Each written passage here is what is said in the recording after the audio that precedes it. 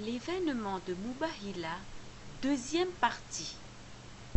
Lorsque les chrétiens de Najran retournèrent à leur tente, en ayant accepté le défi de Mubahila, leur chef leur conseilla ainsi.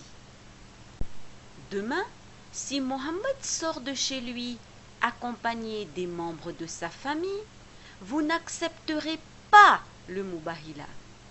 Mais s'il amène des compagnons, alors vous n'avez rien à craindre et vous accepterez le Mubahila. Il savait que le Mubahila était une question de vie ou de mort pour les deux parties, impliquant leurs familles respectives.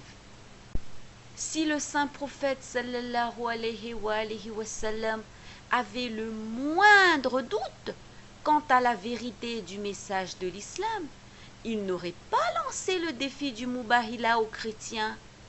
S'il avait la moindre crainte quant à la malédiction pouvant tomber sur lui et sur sa famille proche, il n'aurait pas songé à se présenter avec elle face aux chrétiens. Il était convenu entre les deux parties que le challenge aurait lieu le jour suivant dans le grand désert hors de la ville de Médina. Le 24 Zilhadj 9 AH, le saint prophète sortit pour le Mubahila. Il portait Imam Hussein alayhi salam dans un bras et tenait Imam Hassan alayhi salam par la main. Bibi Fatima alayhi salam le suivait, suivie elle-même par Imam Ali alayhi salam. Le saint prophète leur dit: quand je prierai, vous direz Amin. En accordance avec le verset du Mubahila, le saint prophète sallallahu alayhi wa sallam avait amené ses fils, Imam Hassan et Imam Hussein alayhi salam, ses femmes en la personne de Bibi Fatima alayhi salam et sa personne représentée par Imam Ali alayhi salam. En voyant les beaux visages rayonnants face à eux, les pères chrétiens furent subjugués. Ils se mirent à trembler en voyant le pouvoir que répandaient les membres de Ahlul Bayt alayhi salam. Leur chef demanda à quelqu'un: qui sont ces gens? Qui sont venus avec Mohammed? L'homme nomma chacun d'eux et expliqua leur lien avec le saint prophète sallallahu alayhi wa sallam.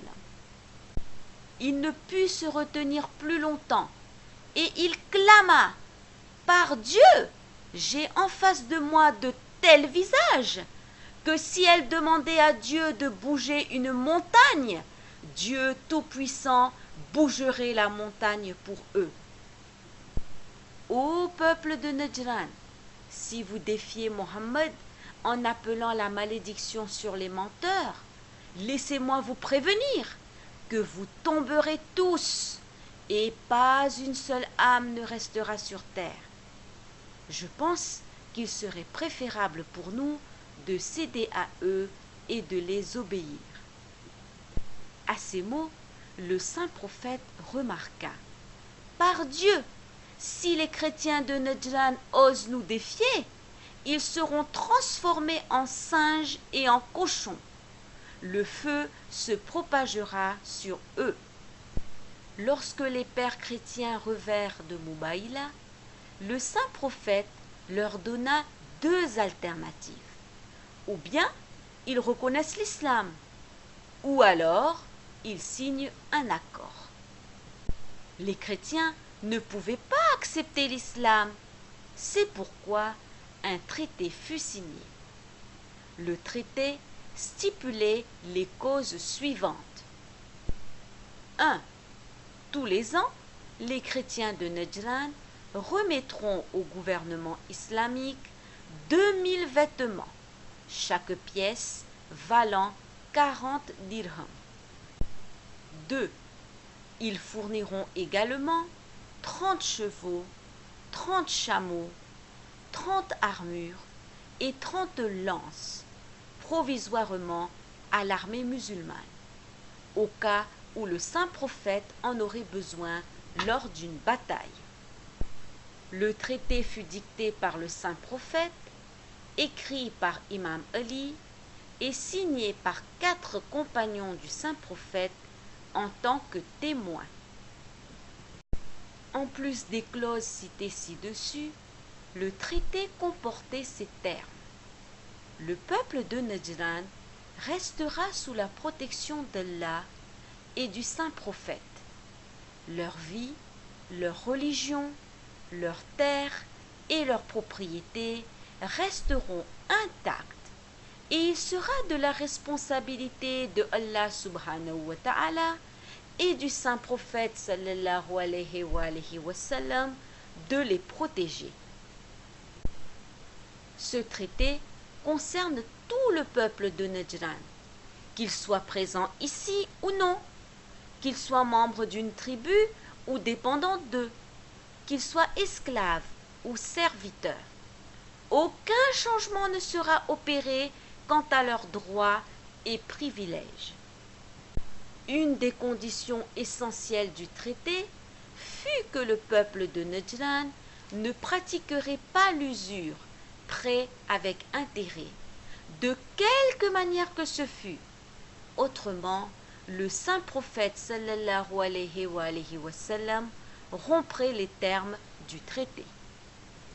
Une fois les chrétiens de retour chez eux, certaines personnes honorables de Najran vinrent à Médine et acceptèrent volontiers l'islam et devinrent musulmanes. L'événement de Mubahila est un moment très important dans l'histoire de l'islam, parce qu'il montre combien les Ahlul Bayt étaient proches du saint prophète sallallahu alayhi wa sallam et de Allah subhanahu wa ta'ala. Imam Ali alayhi salam était surnommé l'âme du prophète après cet événement, parce que le saint prophète l'avait amené sur la terre de Mubahila comme représentant de son âme.